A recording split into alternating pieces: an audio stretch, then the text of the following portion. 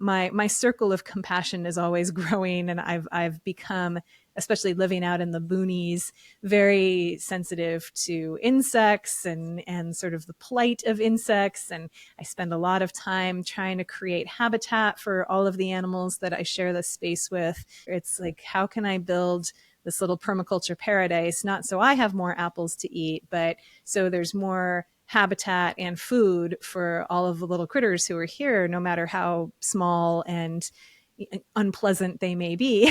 Like how can I have space for the worms and the yellow jackets and everybody else? As a vegan, do you ever feel like you're living in a parallel universe, aware of things that many others don't even seem to notice, let alone acknowledge? I'm Chrissy Benson, host of the Vegan Posse podcast. We talk with vegans from around the globe who, like you, are living lives of integrity and compassion with an eye toward justice. Through their personal stories, you'll come to see that you're not an outlier. In fact, you're part of an entire posse of individuals who aren't just keeping the peace, they're creating it through their food choices and beyond. You won't be saddling up, but you're in for the ride of your life. Welcome to the Vegan Posse. Hey Posse, I'm Chrissy Benson, host of the Vegan Posse. Welcome to this month's edition of Posse Talk with Jen Howk. During this monthly series, my friend Dr. Jen Howk and I will be shooting the breeze about life, love, veganism, relationships, world events, and anything else on our minds or your minds. Please submit your questions, comments, topic suggestions, and anything else to veganposse.email@gmail.com. And in preparation for the upcoming holiday season, make sure to stock up on plenty of copies of everyone's favorite anti-romance romance, Marrying Myself, by me, Christine Melanie Benson. It features a vegan protagonist, a surprise ending, and a revolutionary self-love message. It was featured on the Veg News magazine hit list in 2023, and you can find out all about it at my website, ChristineMelanieBenson.com. And if you pick up a copy on Amazon, please be sure to leave a nice review. It really helps, and it's our best way of normalizing veganism through the arts. And now, enjoy this conversation with Dr. Jen Howk. Jen, welcome back to the Vegan Posse. Welcome to Posse Talk with Jen Howk. That's right. Posse Talk with Jen Howk. Yes, and I know you're ready for the ride of your life, but can you just confirm that for us? Absolutely. Absolutely. Okay. I would expect nothing less. Excellent. All right. So, this is kind of a free-form segment where we talk about anything that we feel like. We're also taking topic suggestions and comments and questions from our listeners and viewers. Is there anything on your mind, Jen, that you're aiming to get off your chest or thought might be good to talk about? I was promised juicy questions, so I'm here. You were promised by me? By you. I did not knowingly make such promises, but you were soliciting them anyway. So I suppose. No, we got several inquiries, more just general questions and topics than anything super specific. But before we get into those though, one thing I wanted to chat about with you, based in part on your book, Truth Be Told, is this whole question that I sometimes find myself pondering or wrestling with, like the distinction between authenticity and acting in a way that's appropriate to circumstances. We all have different roles that we have to play in different sectors of our lives. And I don't consider that being inauthentic, but how would you kind of classify when we can identify that we're being less than authentic or when we're just doing what needs to be done? Yeah, that's the age-old question. I think the author of Radical Honesty grapples with this as well, Brad Blanton, in his book. And it is a question that I think people want black and white thinking around, like they want black and white thinking around everything. Should we be 1,000% radically honest and in full disclosure all the time, no matter what extenuating circumstances there are? Or should we just play it by ear and kind of take it as it goes and only be honest when we're comfortable and it's expedient to do so?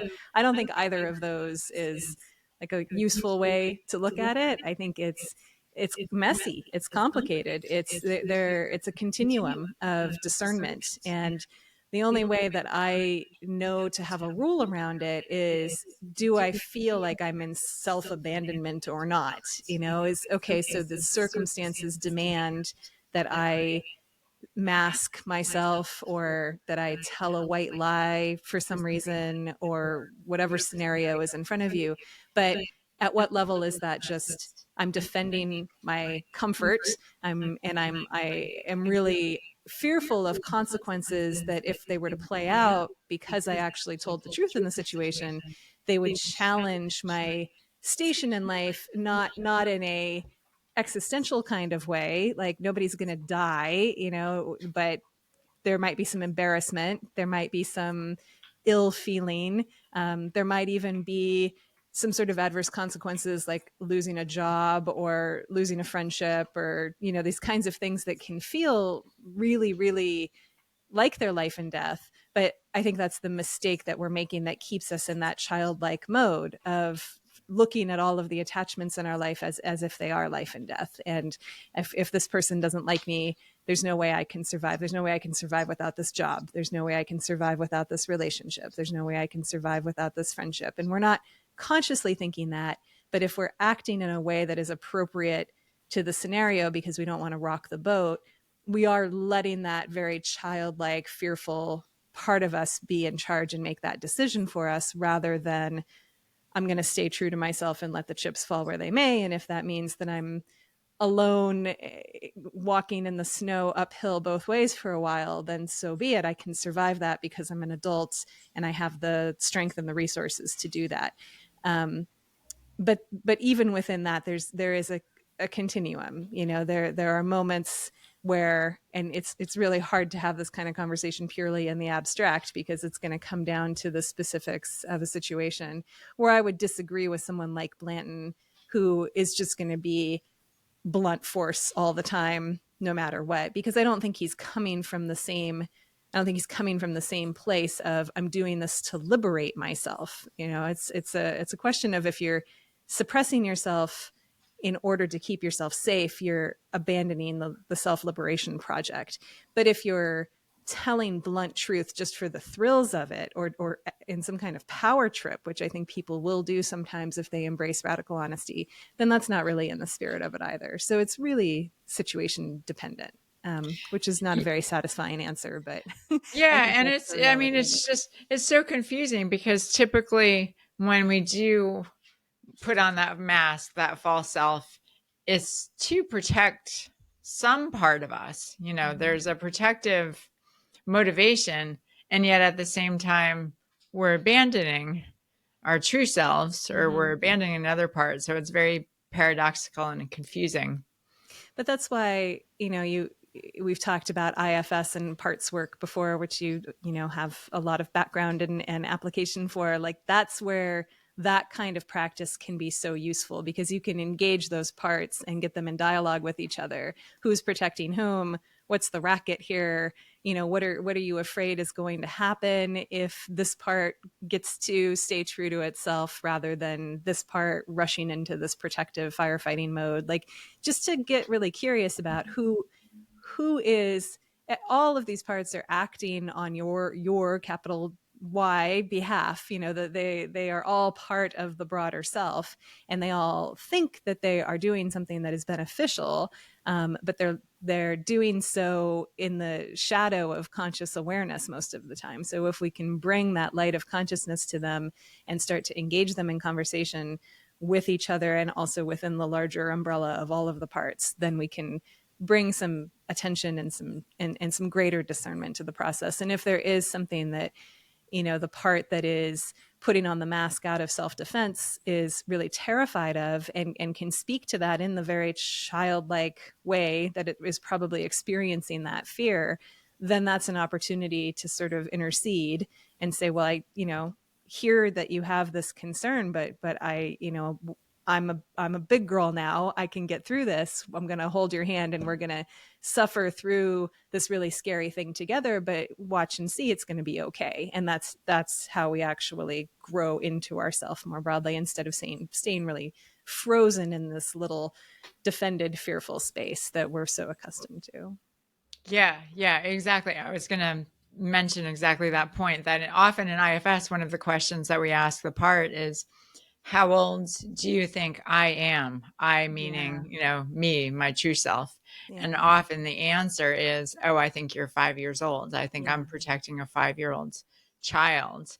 And, then we often ask, can you understand that I'm an adult now? How does that Mhm. change things?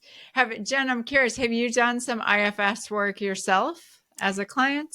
Not officially, not official Yeah. IFS, but Yeah.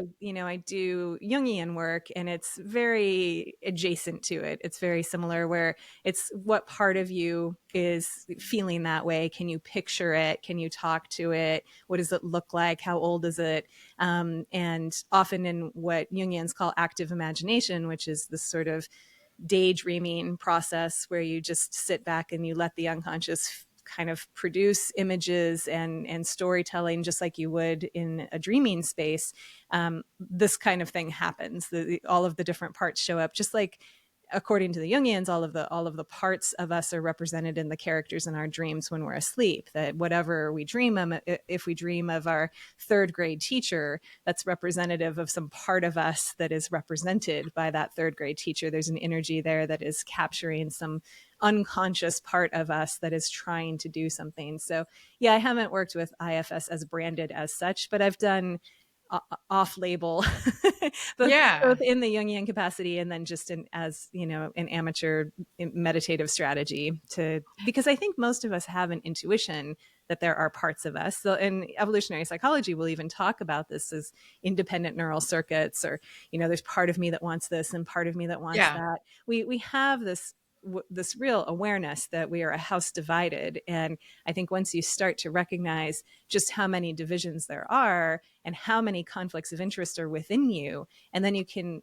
start to apply, I mean, the beauty of IFS or a Jungian approach is that you're bringing in that imaginative, dreamlike, unconscious piece of things. And I find that information comes very readily. I don't know if this is true for you too, but when I sit down and I start to talk to a part, the age of the part is very clear. The role of what they're up to, Mm. they're able to communicate very effectively once I actually start talking to them. And the information, I don't have to hunt around and investigate it very thoroughly. It's really readily available if you ask for it.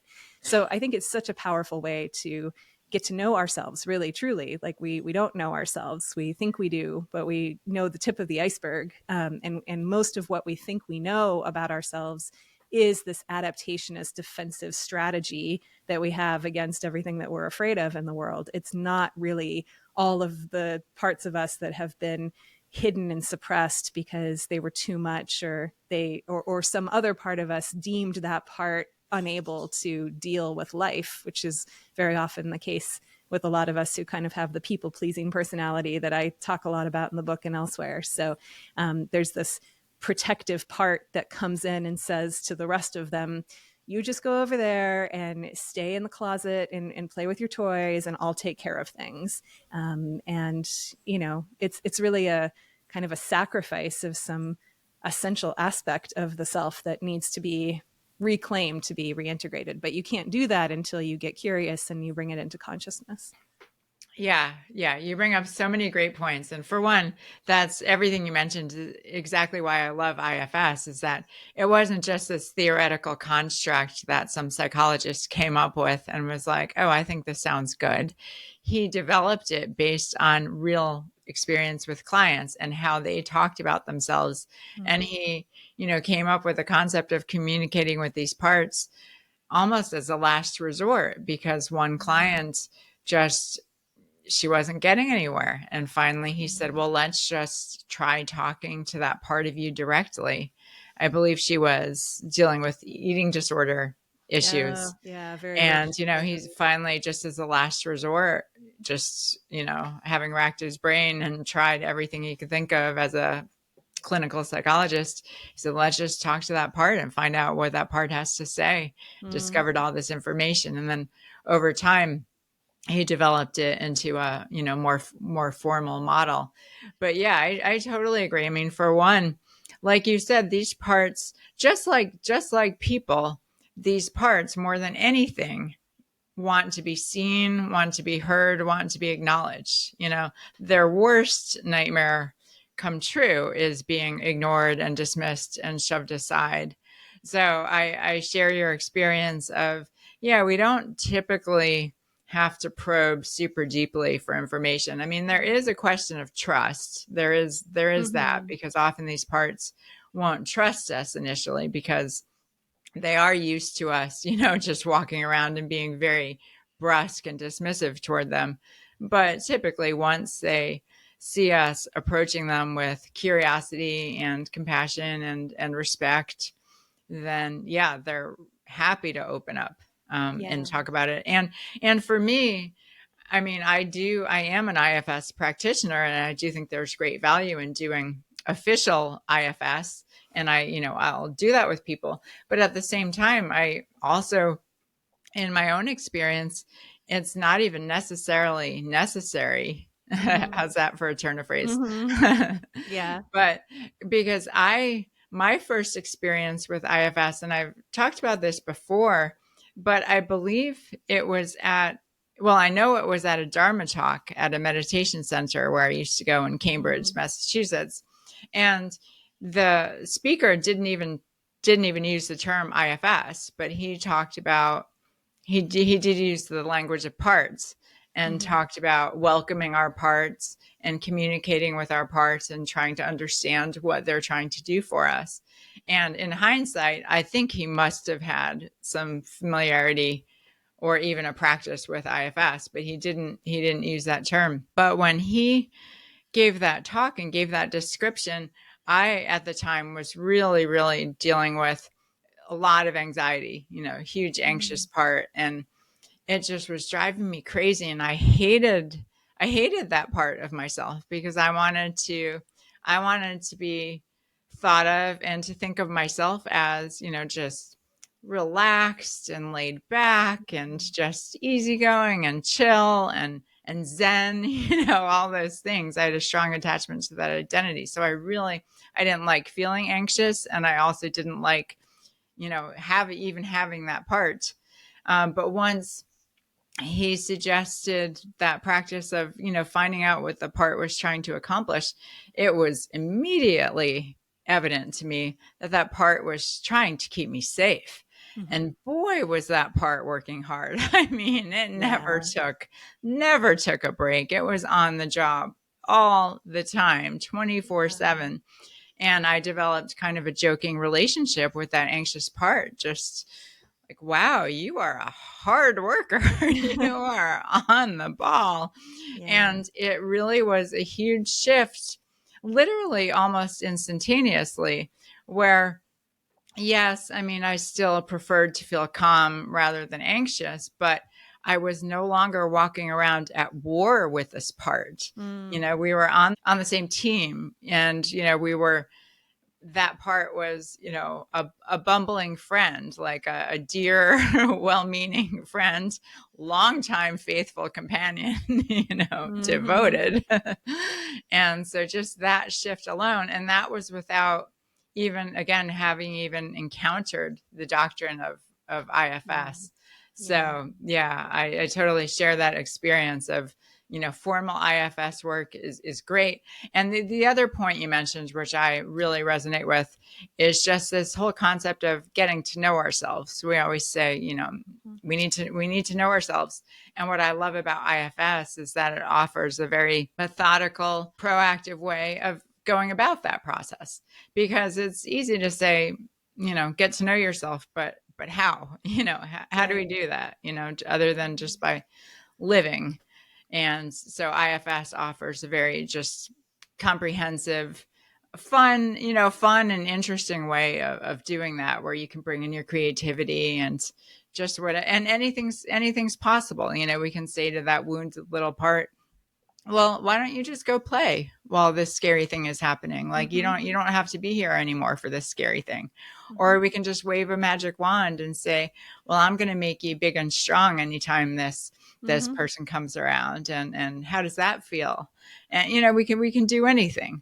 Yeah, So you can summon other parts to come in. yeah. You can Yeah. summon other archetypes. I mean, it really is very akin to active imagination, where you have agency. The first few times I did active imagination, I felt like much like a dream. I'm just a passive observer here. So whatever's coming to mind, I just have to kind of let it happen. And some scary things happened, and I had some very intense visions that accompanied that. And I realized over time, like, no, I can intervene. I can go in there and I can protect people. I can move them toward other resources. I can bring in other characters that have shown up in dreams or in other active imagination, or other parts of the self that have been discovered in IFS work. And so, yeah, it becomes this. I think the main block is exactly the creative, imaginative piece, that this kind of thing comes more easily to some of us than others. There are going to be people who really resist it and who feel like, well, I'm just making it up and it's just stories. And I don't know if you've watched the interview with Dawkins and Peterson that is making the rounds recently. There was No, sort of no, no. What's that one about? yeah, there's a so-called debate between Richard Dawkins and Jordan Peterson, that Oh. was moderated by one of these sort of internet dudes, that just came out in the last couple of weeks. And I haven't watched the whole thing. I've only seen a few excerpts, but it's exactly what you would expect. It's Peterson going on and on about, dragons and the symbolism of slaying the dragon. And Dawkins is like, I'm not interested in dragons. I'm interested in reality. And Jordan's like, you don't get it, man. Like, I'm talking symbolically. And, there's just no room for Dawkins for the potency of symbolism and, engaging the imagination as a very important part of being human and of self-discovery and of growth.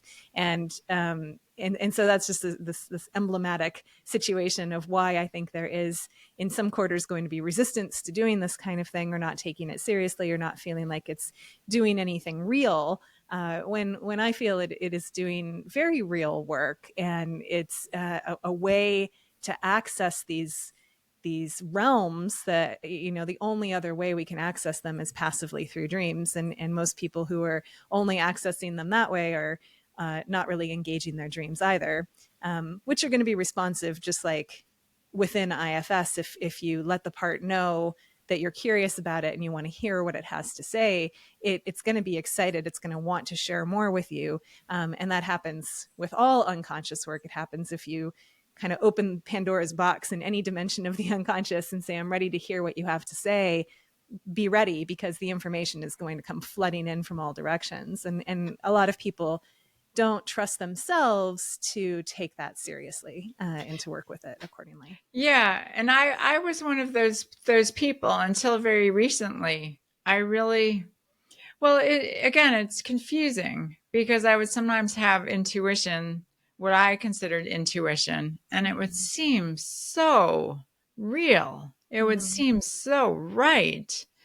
And then, nothing would come of it, or would be totally misplaced. Yeah. Have you ever had those moments, and what do you make of those experiences? Like intuition about a waking situation, or like a Or life just, situation. maybe, okay, I guess maybe the best way to put it is distinguishing intuition from fantasy. When we really have Oh. this strong sense that something's going to happen, or something's going to work out, or Mm. it's just going to, and we just feel it like with every cell of our being. We just know. And then, Mm. just doesn't. Mm. Yeah, I mean, the more kind of work like this I do, the more I just filter all of that kind of thing as if it were a dream. So if this were a dream, or if I read a fairy tale of someone having that kind of premonition or intuition, would I take it literally, or would I take it symbolically, or would I do a little of both? And so I'm always going to take things symbolically, but I do think there is something distinct about having a literal premonition and vibes about something that, you know, you're being strongly told not to do something. I think one of the best guidelines for distinguishing between those two things is to check in with the body too, to check in with what the body is telling you. And you know, if you're feeling a very strong aversion, but a calm aversion to something, then that's probably a very strong actual piece of intuition. If it's all dialed up and angsty and your palms are sweaty and your heart is racing and you're saying, well, my body's telling me not to go there and there's something really scary there, then that's a dragon. That's a dragon to be symbolically confronted. And there's something there that is worth engaging with at some level, and it's probably not that kind of literal premonition that, you know, don't go down that street, go down this street instead because there's a bad guy down that street or something like that. So Yeah, I think you hit it on the head, just in the sense that I'm so used to, pushing myself to do things that feel uncomfortable, mm, that it's hard to distinguish sometimes when something just feels uncomfortable, but it's worth doing, and mm-hmm, when it's intuition just telling me, just don't do it. Like, you mm-hmm. don't have to do things you don't want to do. Yeah. I think that sort of outsized physical response is going to be a important breadcrumb a lot of the time, because that's going to there's something there that this is, you know, it's speaking to something in the past, not in the present, if you're having all of those feelings. So, but you know, Interesting. probably not a perfect rule, but I think more, at least one guideline to apply to that ever present question, because it is, I think, as you do IFS work or Jungian work or anything like this, you do start to become more receptive to everything that's happening in your environment in a symbolic, intuitive kind of way. Everything seems to be kind of having wisdom to share with you, just like it did when we were children. When we were children, the world was very rich and alive with meaning and significance and, you know, hidden meanings behind things that were visible to us, and you start to get back in touch with that, and it can be a little disturbing, it can be a little intimidating. It's and you start to get, again, question yourself and think, oh, you know, I'm just making up stories and I'm just being silly and this is ridiculous and I need to go back into this mode. But that's probably that protective piece of you coming back in and saying, enough with the childish games. Let's be serious about this. when you met Yeah. when you met your anxious part, do you remember how old they were? Yeah, that's a good question. I don't know if I ever got clear on an age. That's a Mm. good question. Yeah. Mine was just so clearly about 12. She was about 12 years old, and she, I mean, it was just, there was just no question. And then there was like this completely you know, nonverbal, beside herself, hysterical, like 3-year old that she was protecting. Like in their Mm, relationship was just mm, very, very obvious to me. So mm. yeah, I think the 12-year old, in my case, who has been totally in charge for so long, is ready to take those reins at any time that things start to get a little too crazy and out of control. she's like, okay, enough of this. We need to lock this back down. So she's old enough to have that sense of duty about her.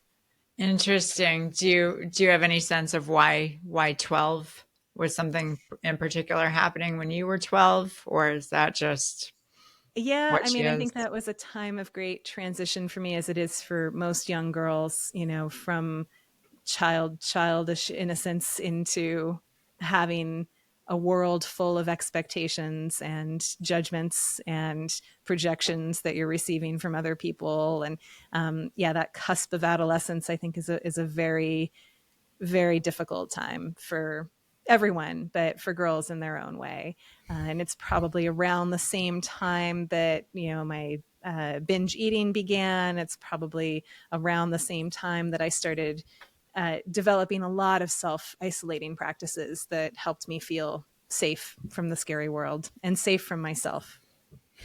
Yeah. Yeah, I relate to that. And the reality is, it's the teenage parts of me and the adolescent parts. Those are the parts that I have the toughest time Mm, loving.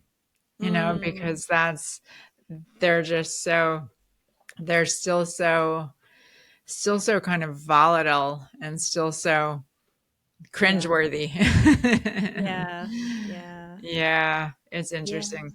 Well, I want to get into some of the topics and questions that people have raised, Yeah. and just get your thoughts. We're not going to be able to do justice to them, but one question that I'd love your thoughts on was,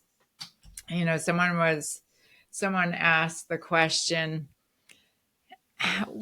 in other words, I'm going to paraphrase, but essentially it was, how long do I have to keep unpacking my dysfunctional past? I Mm. wanted to be done with these people.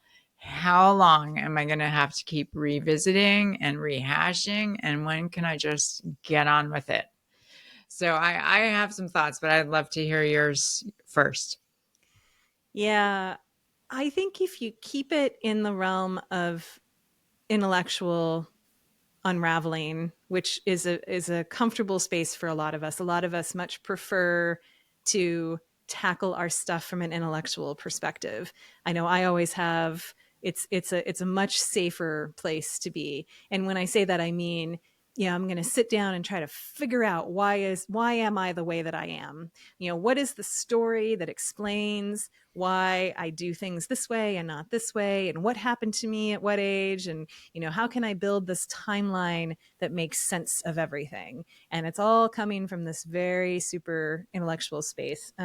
I've recently had this like paradigm shift where on the Myers-Briggs, I think I'm actually more of a T than an F or an N. Whoa, Um, whoa. This is yeah. headline news. No, it really is. Whoa. Like I actually think I'm closer. I've always identified as an ENFP, maybe an INFP, kind of cuspy depending on my state. And I literally think that now I'm like almost totally the opposite. I'm like a INTJ probably. No, that is fascinating to me. In Yeah. some ways, I can see that. I think Yeah. of you as an ENFP. That's how I Yeah. think of you. That's how you present. It's But how I I can present. see It's the the mask. T. Pardon Yeah. me?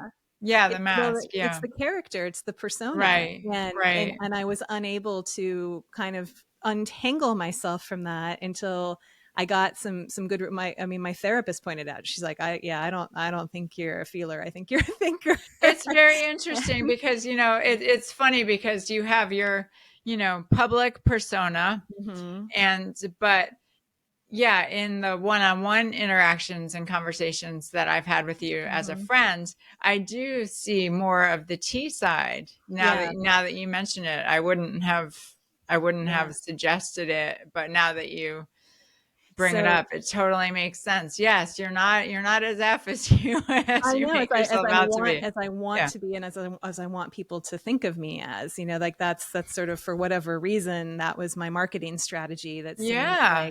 like, as starting in adolescence, like this is this sort of warm, Right. The empathetic, warmth, the fuzziness, the yeah, touchy-feely, yeah. the And welcoming, I nurturing. do, I mean, I feel like I have lots of that, but at the same time in my own internal world, when I'm Mhm. trying to make sense of new information and trying to make sense of my own situation and existence, it's Mhm. definitely through this like intellectual thinking kind of way. And I'll do like new information comes in, I'm like, how can I integrate that into the model? Like where does it fit and how does this fit? Yeah.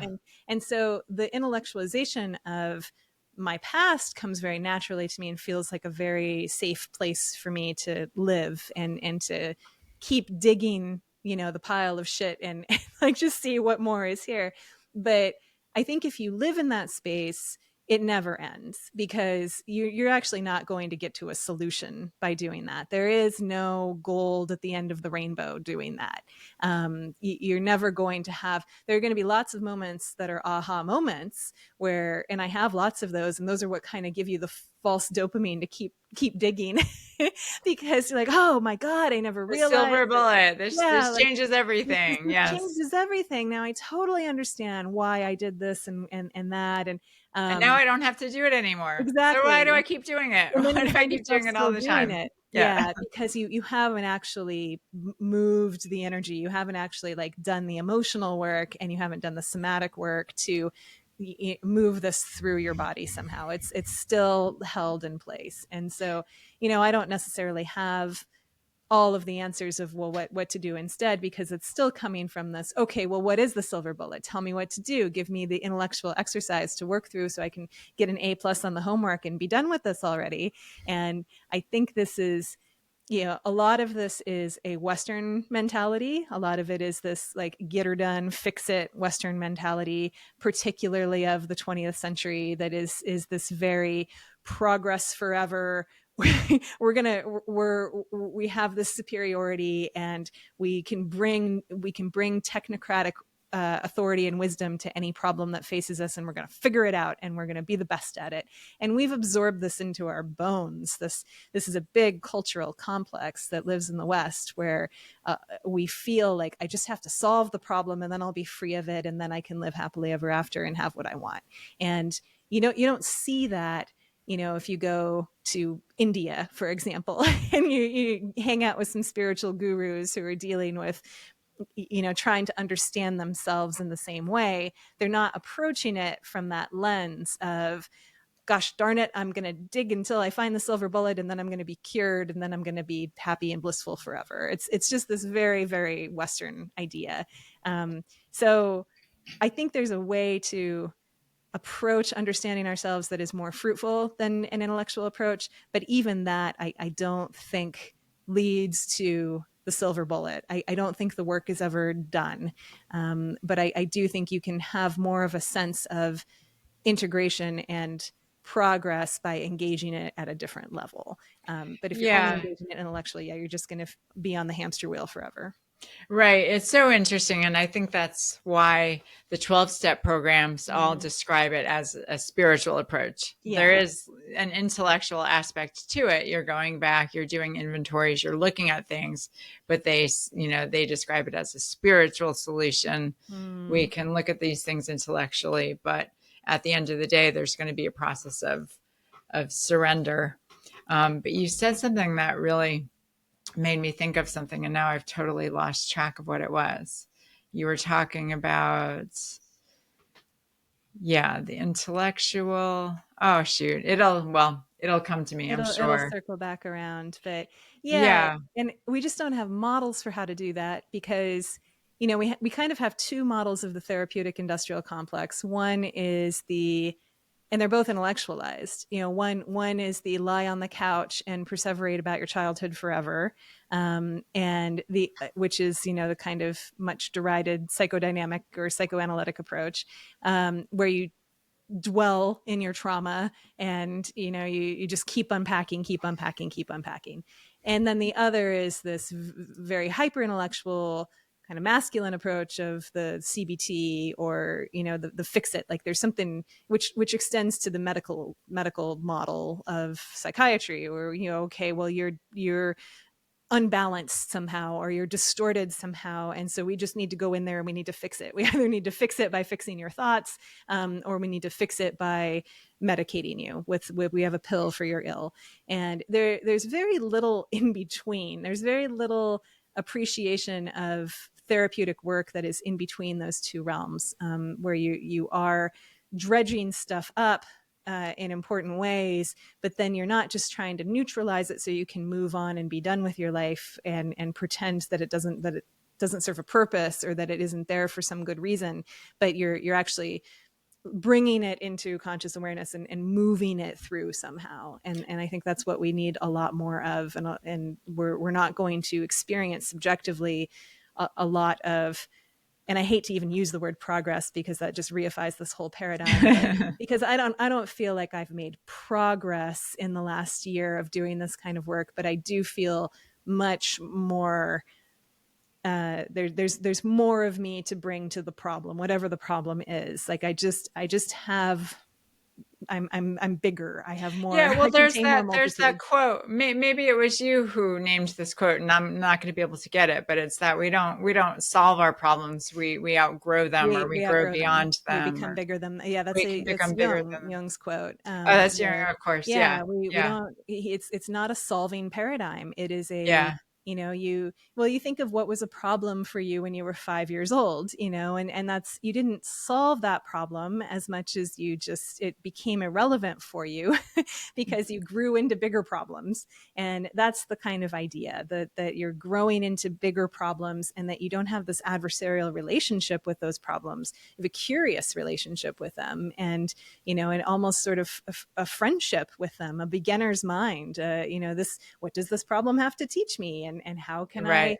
I integrate more of myself? There's infinite amounts of self down in the depths here, and you're not going to get to everything that is hidden and suppressed until you are confronted by some new problem to draw it out of you. And so having that kind of attitude, rather than this very westernized, when am I going to be done with the class and so I can get my grade and go home for summer vacation?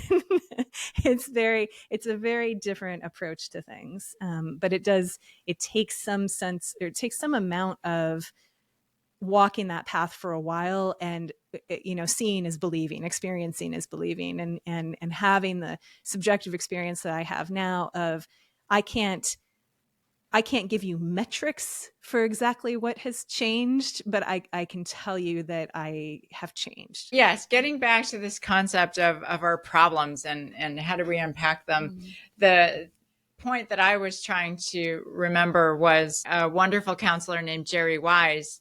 One of his nuggets of wisdom that stayed with me from my time with him was, he mentioned the solution is not always near the problem. And, Right. Yeah, he very used the true. analogy of, a drunk person just continuing to look for his keys under the street lamp because that's the only place he can see, Right. And, but just the idea that, like, I think our instinct is, when we've got problems, particularly from our past and our childhood, our family, our instinct is to keep digging where the problem is. But what if the solution is in a totally different place?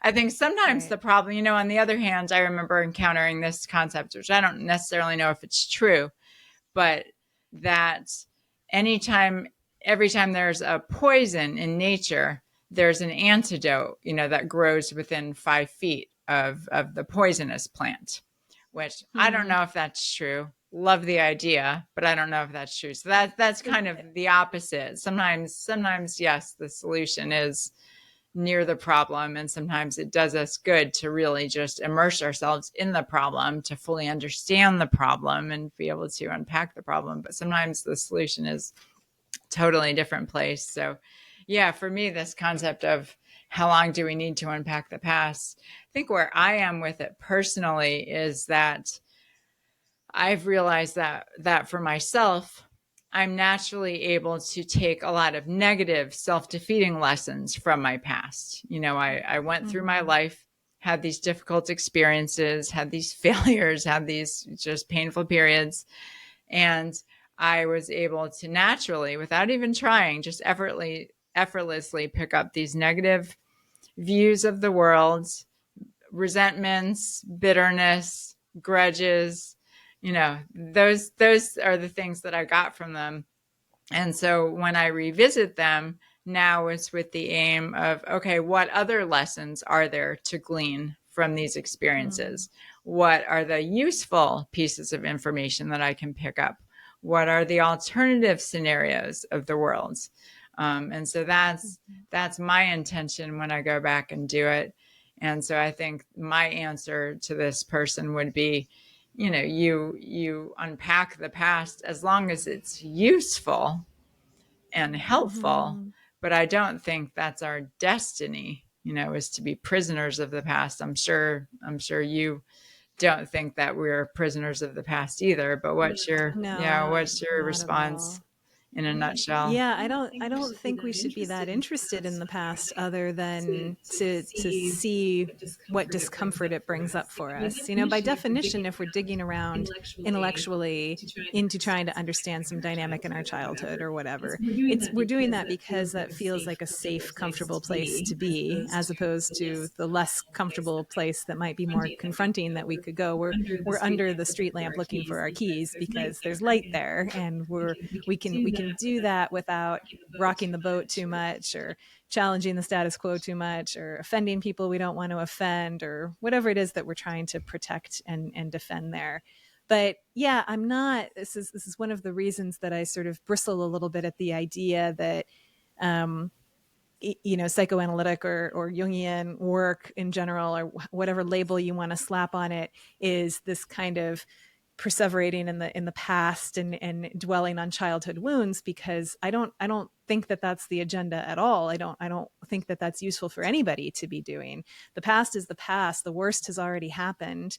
Now how is that informing the present? You're not going to get any more insight into that intellectually. You're not going to understand any more why you have reactivity or why you get triggered in this particular situation by getting greater and greater understanding into, well, your dad drank and raged at you when you were a kid and you cowered and hid in your room, and so that's when someone's fighting around you, you withdraw, and blah blah blah blah blah. That could all be very true, but you're not actually going to work through that by trying to retread that territory and understand that dynamic in new and richer ways. You're going to move through it by speaking to those parts of yourself that are very young, by introducing new emotions and new physical sensations into your body that haven't been allowed to be there since you were that age, and by engaging in other sorts of work to move through it and to move past it.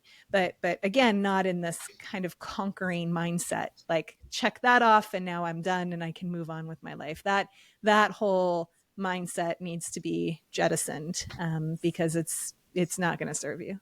That's a great word, jettison. Yeah, I'm gonna have to Yeah, find a over way the to set. use that. Yeah, you have such a great Yeah, vocabulary. You remind me of all these words that I love, and I'm like, oh, I haven't used that one in a long time. it is a good It's word. really good. Yeah, And yeah. also, what you're describing, it's very in alignment with what you wrote about in Truth Be Told, which I think I mentioned to you that for me it brought up a lot of similar concepts to what they call here and now therapy, which is, Mm-hmm. I'm not going to do it justice, but in a nutshell, it's that we don't have to revisit the past, because anything that's still relevant and worthwhile is also going to show up in the present moment, and Right, specifically in the exactly. relationship between a counselor and his client. So we Right. don't have to find out what was going on with the dad, because anything that is still relevant It's right is there. going to show up in the moment. And the Yeah. practice that you lay out and the method for, just coming to terms with all of these facets of ourselves, which is being honest and telling the truth about what we're experiencing in the present moment. What needs to come out is going to come out, is the idea. And I find Yeah. that true in IFS work as well. Sometimes clients, and even myself as the counselor, will think, oh, we have to find, the thing to focus on. We have to, like, let's not waste our time with superficial issues. Like, let's try to pick a part Mm-hmm. that's really worth Mm-hmm. focusing on.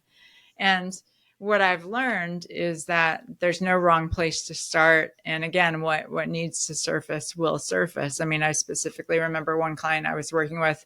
We started with a dull pain in her ankle, and I just remember thinking, Yeah. this is going to be futile. Like, what's going to come of this? Mm-hmm. But we went with it, and it ended up just uncovering some really, really interesting information about herself Mm-hmm. and her parts.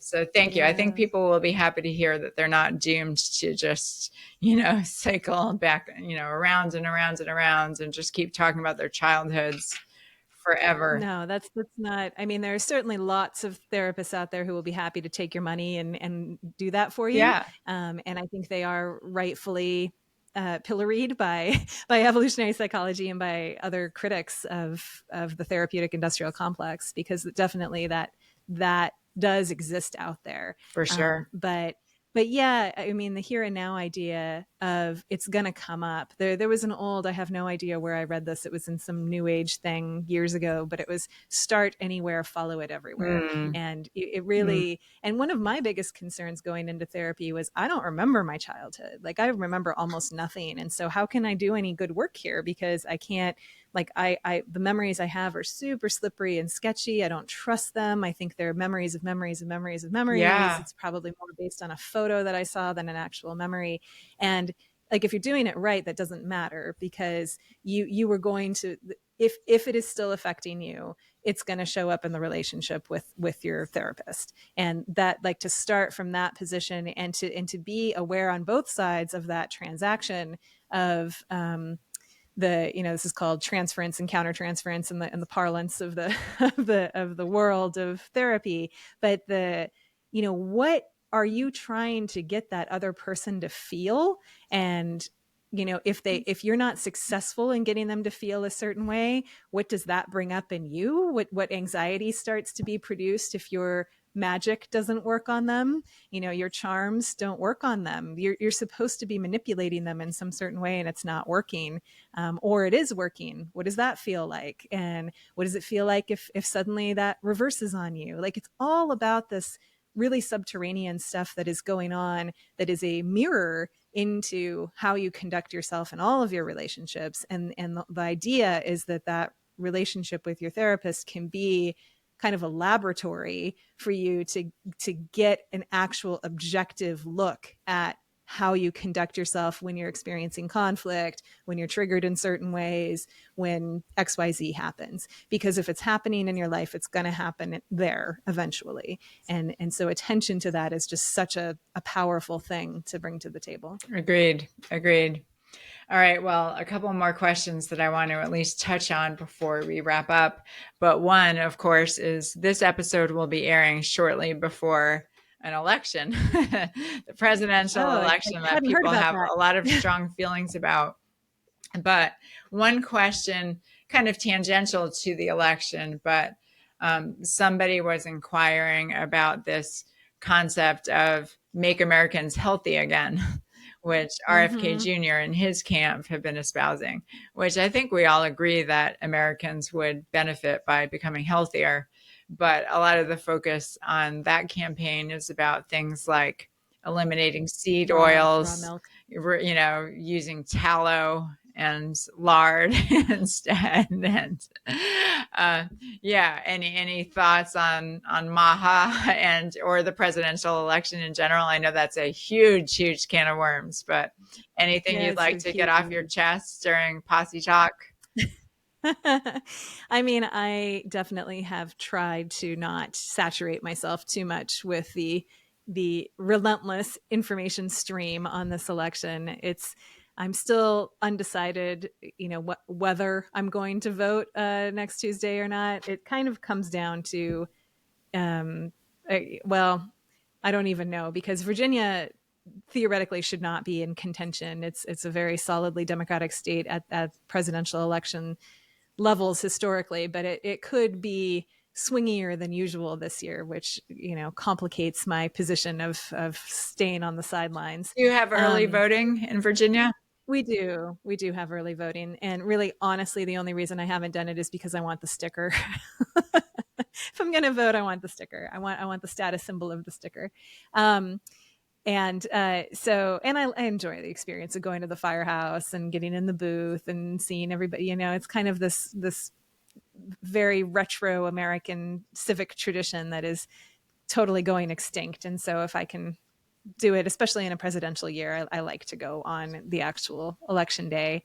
But I mean, the lens I have on this whole election is what a massive, insane projection fest it is. I mean, and this has been the case really from the beginning with Trump in particular. And it starts before him. And, Trump didn't create this, but Trump as the receptacle of the collective shadow of this country in so many ways, it's just stunning and it's remarkable to me that he can sustain that, like just as a human, just as a being, that he can hold that much shadow projection from the collective is pretty remarkable. That he doesn't just like go up in a puff of smoke and disintegrate into, or develop some sort of you look at other characters throughout history who have held that much projection from the collective. These are like the Marilyn Monroes or the James Deans. They burn out They fast. do, They develop yeah. Yeah, they addictions. They implode. can't bear Right. it. They It's a can't good hold point. that. And he holds it, and he just drinks his Diet Coke and soldiers on. It's kind of amazing. So the hero villain dynamic that is playing out on both sides of this thing, where no matter what side you're on, you're absolutely viewing this election through completely existential stakes. And if the other guy gets in, it's the end of everything. It's the end of democracy. It's the end of all of my cherished lifestyle habits that are important to me. It's the end of the rights that are important to me.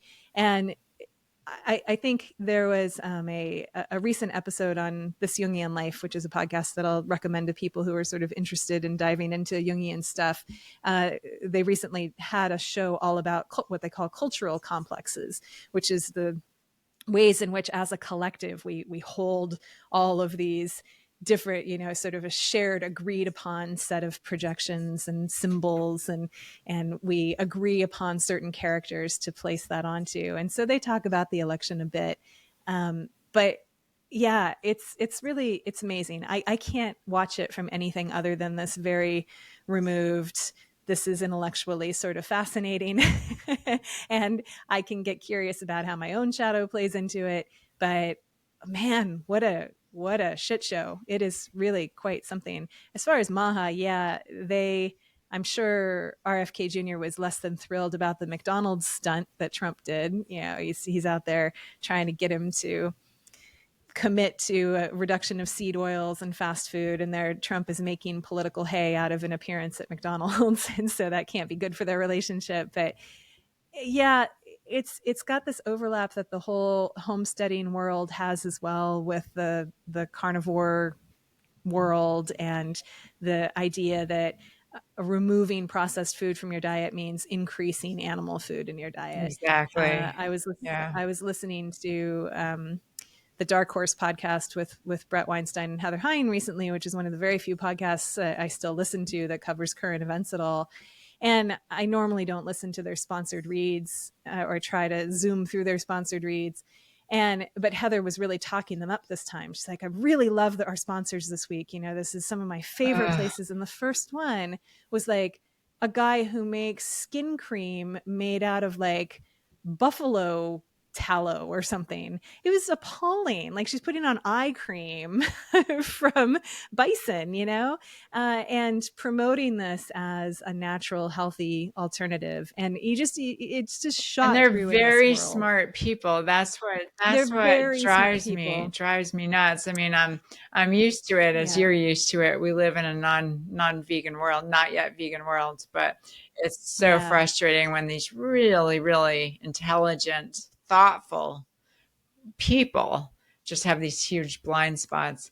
Yeah, it's funny. I mean, philosophically speaking, I'm an anarchist libertarian. So to philosophically speaking, I mean, the whole system, the whole idea of, voting in a system that I was just born into and found myself in, and, there was no choice on my part, and to vote for people to govern me, like I never, to pick who governs over me, like, that's subject to some like, that's a choice. That's a choice. Like, what about me? But all that aside, I did vote. Unlike you, it was the opposite. I didn't wear a sticker because I did vote, but I didn't want people to, to know I voted, because I didn't want to pretend to be endorsing the system. But I voted, I typically, I weighed the options here, but I'm a big believer that we need to think long-term and expand. If we do have a government and we do continue in a government governmental society, I do really feel strongly that we need to get beyond this two-party duality system. And so for long term, playing the long game, I often have voted third party.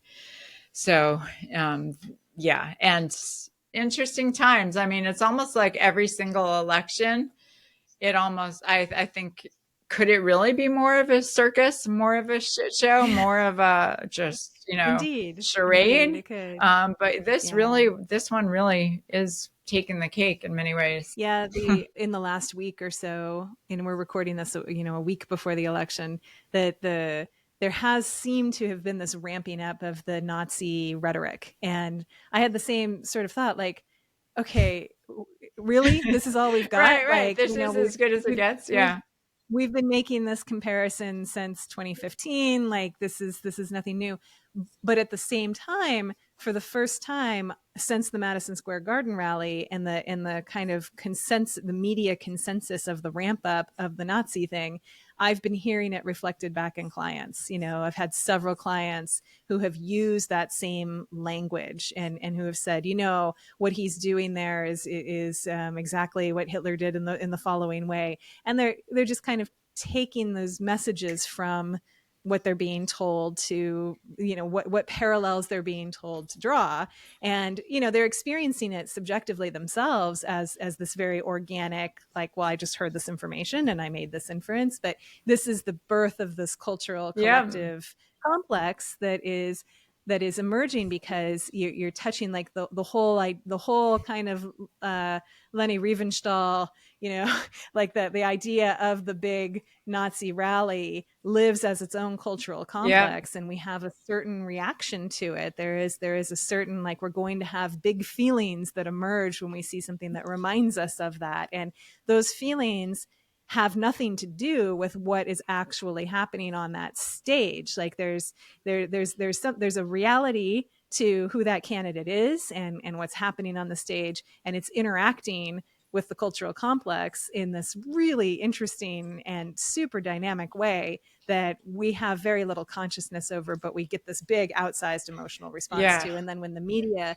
taps into that and highlights certain aspects, we're just being puppeted Yeah. around. And the same thing is happening on the Republican side with the existential terror of the illegals coming in, and the criminals, and they're gonna come into our apartment buildings and take over our apartment buildings. And there may be a reality to that may be happening in certain cases, but the summoning of the complex of the other coming in and taking over your space and potentially representing violence to you and your family, like, all of that is being activated. And I think there is a way in which these parties are both very aware of that and really mobilizing these kinds of things. And then you have the social media atmosphere and the broader media atmosphere that just continues to polarize and dial it up. And so things just get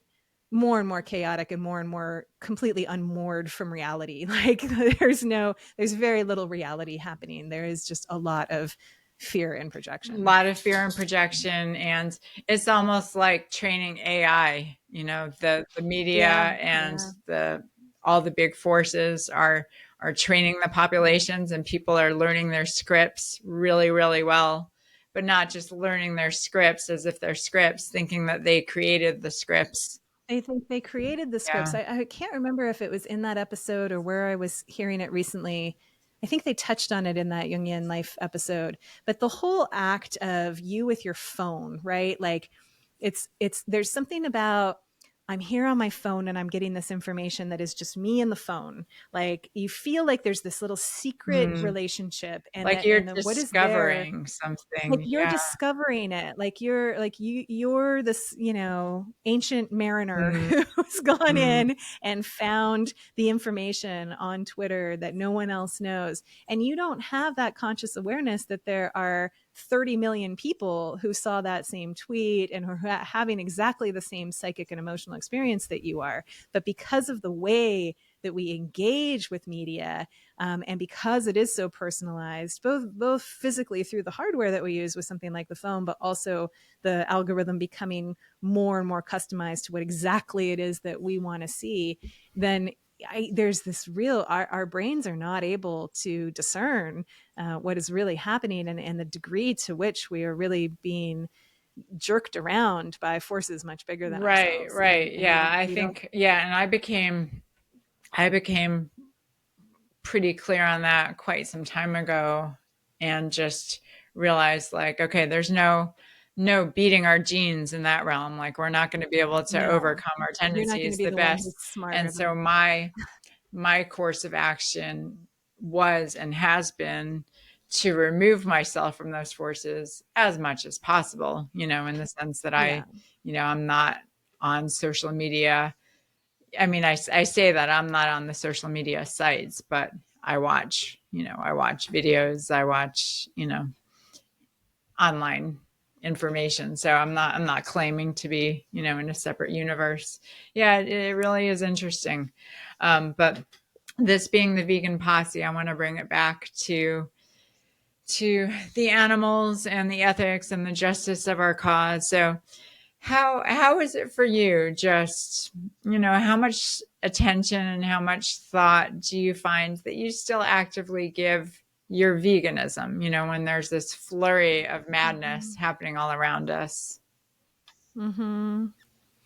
Very little of it in an external way. So, I'm really not in the business of trying to persuade anybody, or to evangelize anybody or to convert anybody like that. I don't put any energy into that at all. And that comes from a couple of different places, including, um, just really this kind of increasing reverence that I have for the individual experience of everybody just figuring it out. So, it's not as if I'm going to hide the fact that I'm vegan or misrepresent myself, but I just don't want to be in a position of trying to convince anybody to do anything. That just, I feel more and more allergic to doing that.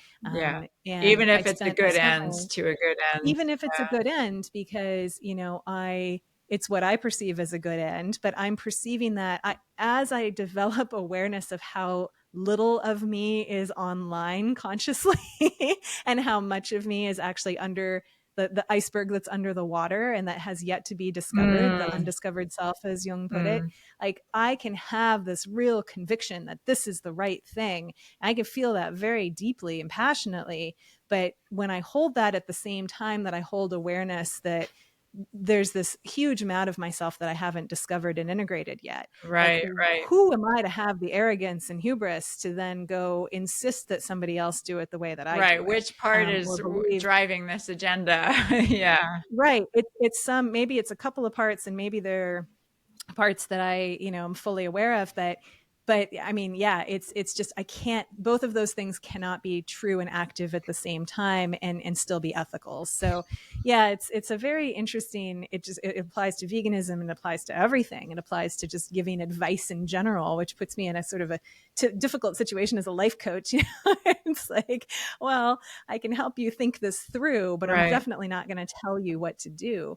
And I'm even going to be very cautious about telling you what I would do, Yeah. because I don't want to substitute my experience for yours. I don't want to crowd you out of your own engagement with yourself. Yeah. And so yeah, it's a very complicated terrain. But I definitely spend a huge amount of time. My circle of compassion is always growing, and I've become, especially living out in the boonies, very sensitive to insects and sort of the plight of insects. And I spend a lot of time trying to create habitat for all of the animals that I share this space with, not just the charismatic megafauna, but everybody.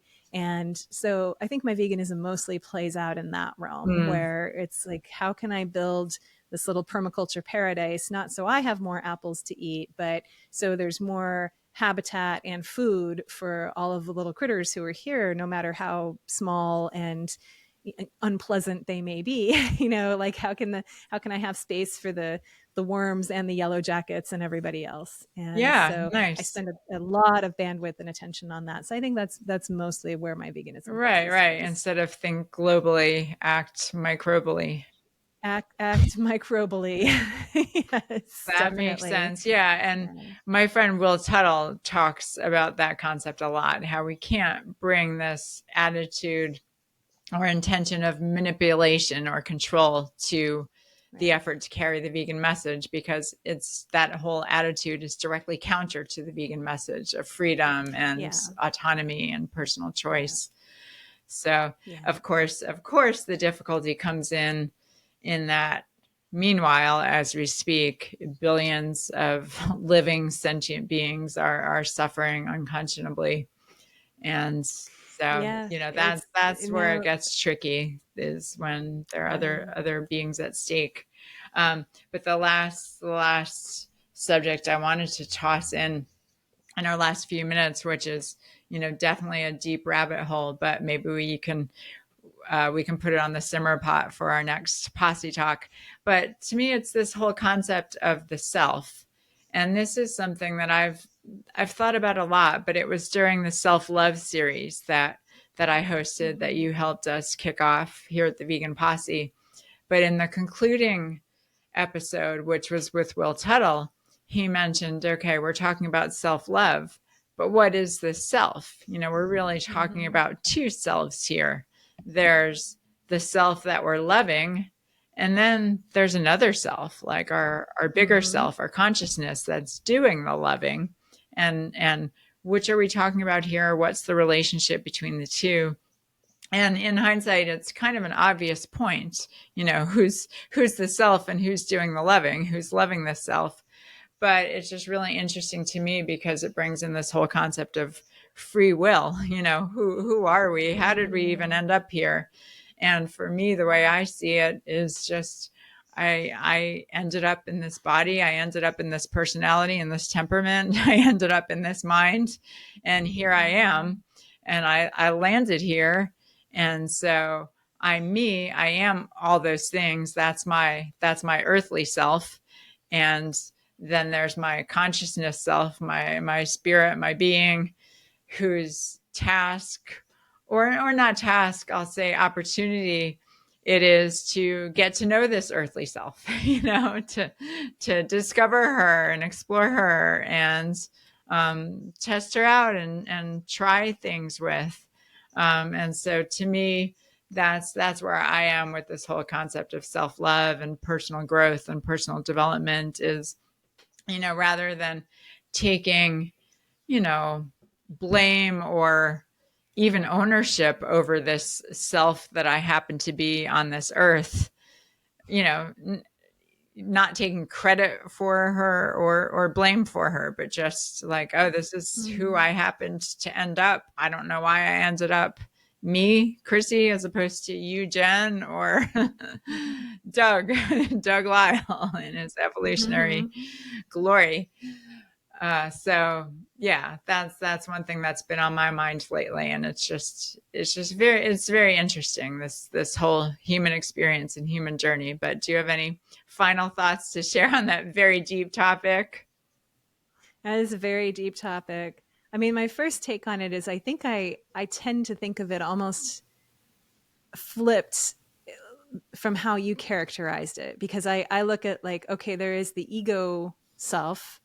So there's this, like kind of going back to that conversation about the MBTI. So yeah, I've had this idea that well, I am an ENFP, right? And that has been clearly revealed just very recently to not be a complete, like, that. Even trying to type myself on a personality is now in question. So my personality, has my personality changed, or has it just gotten Jen, the ENFP? personalities don't change. Have you learned nothing from EP? Nothing. So what I see happening is the ENFP-ness of my it didn't mean for it to sound quite that way coming up. Oh my goodness, now we're getting into gender stuff. The Whoa. ENF penis, yes, that's a yes, it's the sort of the masculine id. Arguably the best That kind of penis.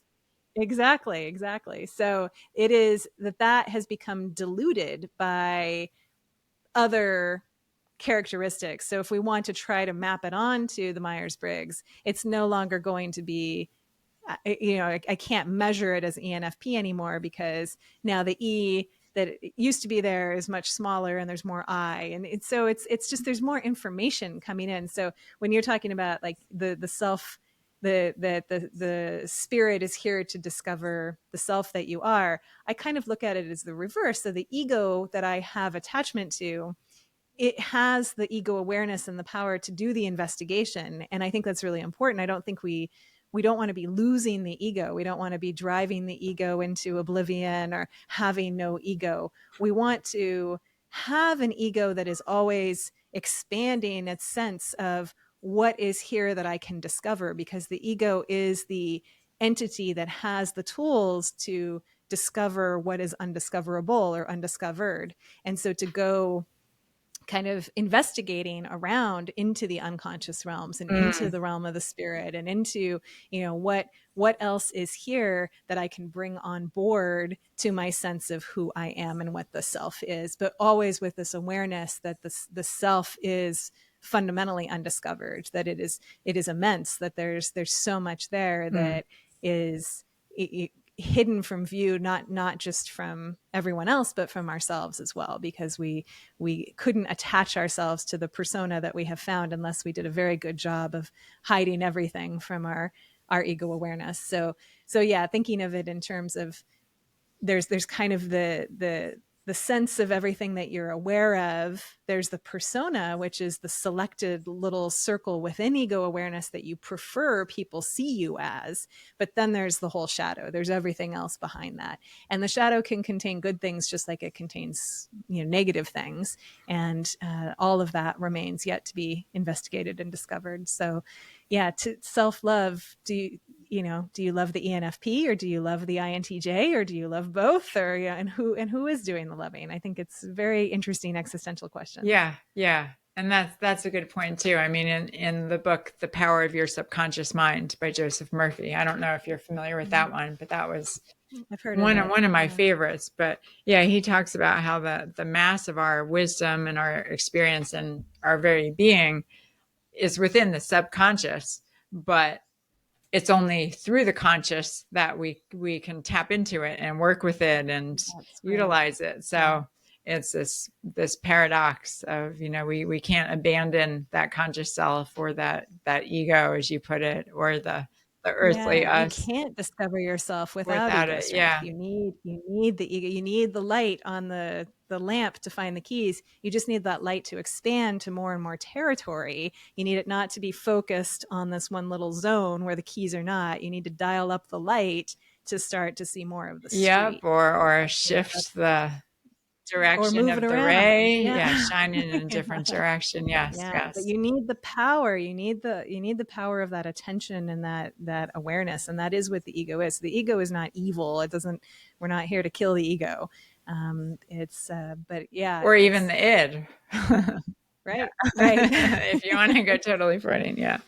Well, Right. as always, Jen, thanks for going deep, and appreciate having you on as this part of the special series. And we'll just continue to go deeper and deeper and take people's questions on any topic. Absolutely. Of course, we think of a lot of things through the lens of veganism, but veganism, of course, is really just, as I see it, and I have a feeling you share this perspective, Jen. Veganism is just a particular facet of a broader consciousness of, respect and love and compassion. So veganism is a symptom, not a not a cause. Yeah, for sure. So, all that said, we close every episode by taking 30 seconds of silence for all the suffering animals, human and non human, who desire, as we all do, safety, happiness, and the freedom to live out their lives without interference. So, Jen, I invite you to join me in 30 seconds of silence for the animals, and we'll conclude with the sound of the bell.